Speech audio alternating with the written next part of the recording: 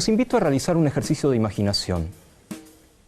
Piensen en alguien que se dedica a la investigación científica, alguien que hace ciencias. ¿Ya está? ¿Ya lo tienen en la cabeza?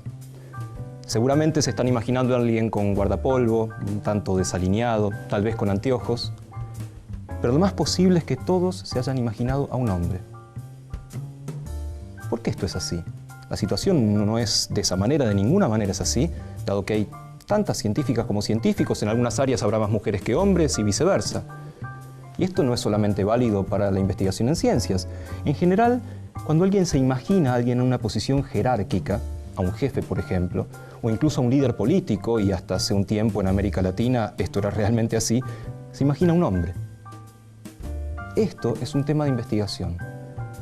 Hay personas de ciencia que se dedican a investigar los temas de género, justamente. Una de estas personas es una mujer, una científica argentina, que es socióloga y es doctora en historia, y es justamente experta en temas de género. Es además investigadora del CONICET, es profesora de la Universidad de Buenos Aires, es la exdirectora del Instituto Interdisciplinario de Estudios de Género de la Facultad de Filosofía y Letras, también es la directora de la mención en Ciencias Sociales del doctorado de la Universidad Nacional de Quilmes y es miembro del directorio del CONICET. Escribió varios libros sobre el género, en particular sobre la historia de las mujeres en la sociedad argentina. Hoy con nosotros desde la ciencia, Dora Barrancos.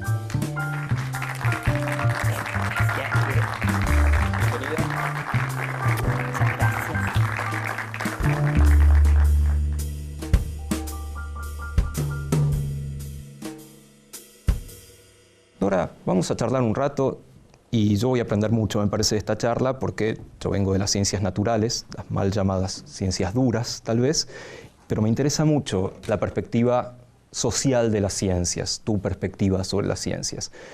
Y me gustaría empezar por pensar un poco en cómo te definís vos como investigadora, justamente, porque si uno analiza tu tema de investigación a través del tiempo, pasaste por todas más o menos, ¿sí? Estudiaste el anarquismo, estudiaste obviamente el feminismo, la historia de las mujeres en Argentina, pero también te dedicaste a la historia de la educación. Hay un montón de temas que alguien desde afuera ve tu currículum, tus trabajos, algunos de tus libros, y me gustaría entender dónde te sentís vos que estás parada, qué es lo que unifica tu trayectoria. Bueno, yo soy una curiosa y empedernida, eso es evidente.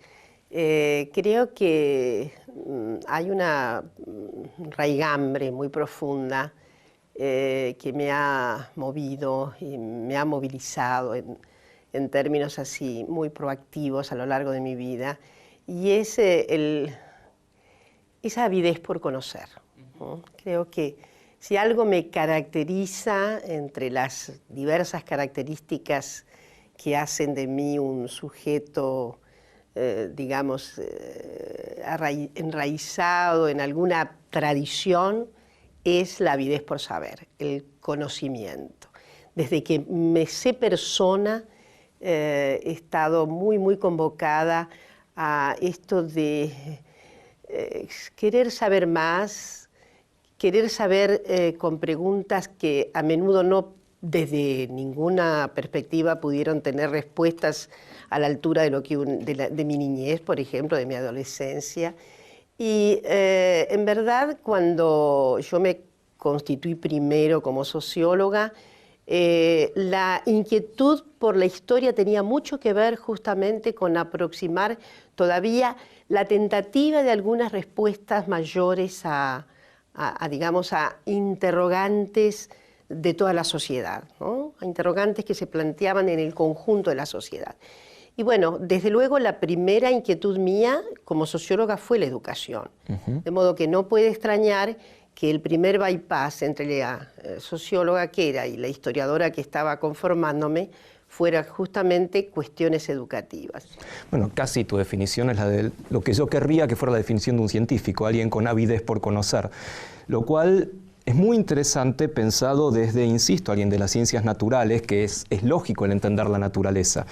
Lo que a mí me fascina es que existe el mismo interés por entender la sociedad.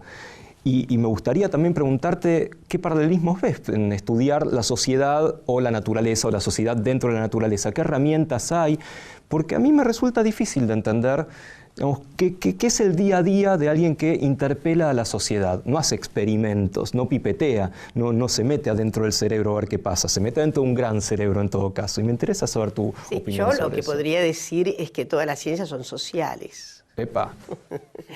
Digamos, el hecho de que hay un contexto significativo para la ciencia, que hay preguntas que la ciencia se formula en orden a una exterioridad de la ciencia, me parece que esto es bastante fundamental. Más allá de lo cual, obviamente, la ciencia tiene un derrotero y no se puede confundir exclusivamente con lo que podríamos decir o interpretar que es exclusivamente lo contextual, ¿no?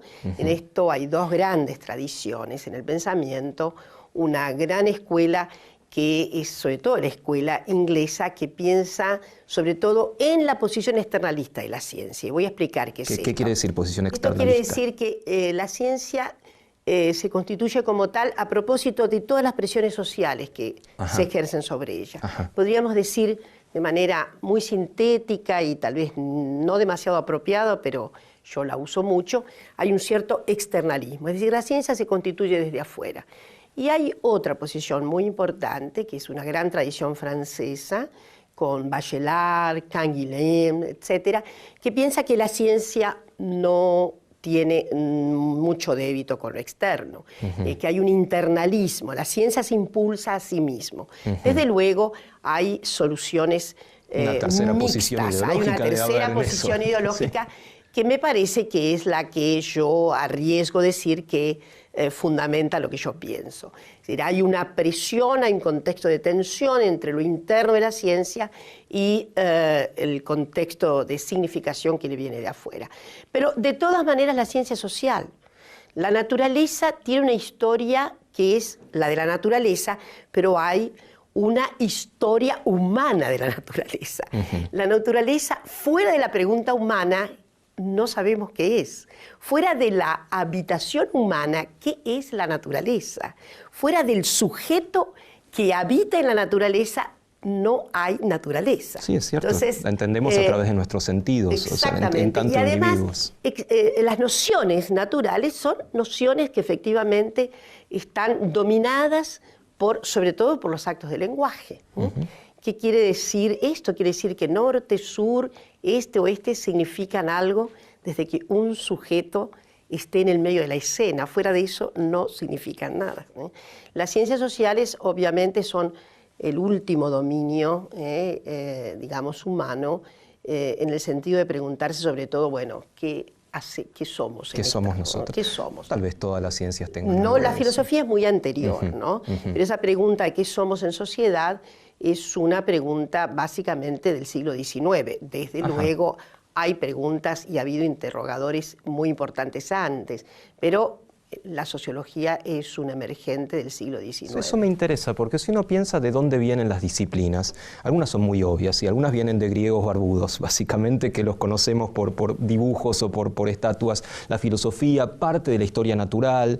Las ciencias naturales tienen inicios muy claros y uno puede pensar en ciertos inicios de la física, qué sucedió en el siglo XVII, en el siglo XVIII, pero, insisto, desde afuera, yo no manejo bien el concepto de la sociología como disciplina. Vos me decís que nace en el siglo XIX, ¿hay como un nacimiento de la sociología? Sí, por supuesto. Una podría decir, hay antecedentes, ¿no? Es decir, a lo largo de la historia no deja de haber algunos mojones, por supuesto, hay un pensamiento, sobre todo en ciencia política, podríamos decir, que es muy anticipado, pero la sociología como disciplina es una emergente del siglo XIX y desde luego sobre esto hay regueros de trabajos, en el sentido que es en el contexto de una cierta crisis societal, a inicios del siglo XIX, que va, digamos, a emerger una figura como la de Auguste Comte, que va a dar las líneas fundamentales de esta nueva disciplina.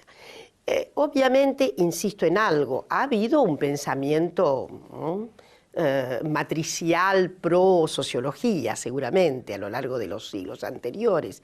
Podríamos recorrer espíritus importantes, pero estos son, digamos... Son mojones. Son mojones. No tienen la idea de disciplina, de rigor, etc. Desde luego, Comte se inspiraba para hacer el trazado de la disciplina sociológica en la gran regente de la época, que era la física, ¿no?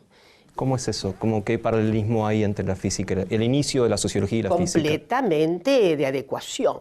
Es decir, el pensamiento sociológico tenía que adecuarse a una disciplina dura, a una disciplina que respondiera justamente a las exigencias matriciales del mundo natural, como si el mundo natural le impusiera unos sentidos lógicos a eso, ¿no? Es decir, estos datos duros sobre todo no podían conspirar con algo que fuera, a ver, la feliz casualidad, aunque algún gran epistemólogo pudo llamar una feliz casualidad, siendo un espíritu muy positivista. Esa ciencia social emergente es claramente, su nombre inclusive está dado por el propio autor de la primera versión de la sociología, que es la escuela positiva.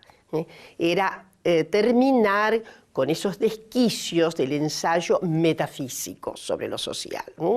Entonces, hay ahí un principio de regulación que es igual y tan sistemático como el de las ciencias físicas o naturales en general. Y sigo por ahí aislando a la sociología de otras disciplinas. Con respecto a la opinión general, la opinión popular, ¿vos pensás que está anclada a la sociología? ¿La gente sabe qué es la sociología, qué es un sociólogo, así como sabe o se imagina que es alguien que hace ciencias políticas, alguien que hace economía, alguien que hace física? Se me ocurre que no. No, yo también creo que no. De todas maneras, hay gente que, ya sabemos, ¿no?, replica a Molière, ¿no? Habla en prosa y no sabe que lo hace. Esto suele ocurrir muchísimo, ¿no? Bueno, podríamos decir que algunos cientistas sociales, felizmente, nos seguimos preguntando ¿qué es esta ciencia? ¿Qué es? Entonces, eso es una pregunta extraordinaria que debemos seguir formulando, ¿no? El camino es un camino muy crítico. Creo que todas las ciencias tienen la obligación de hacerse esa pregunta fundamental sobre su objeto, su oportunidad y digamos, el significado que tienen. Igual querría volver un poco más a tu trayectoria, ¿sí? A hacer como momentos en tu trayectoria como investigadora, como cientista, como científica,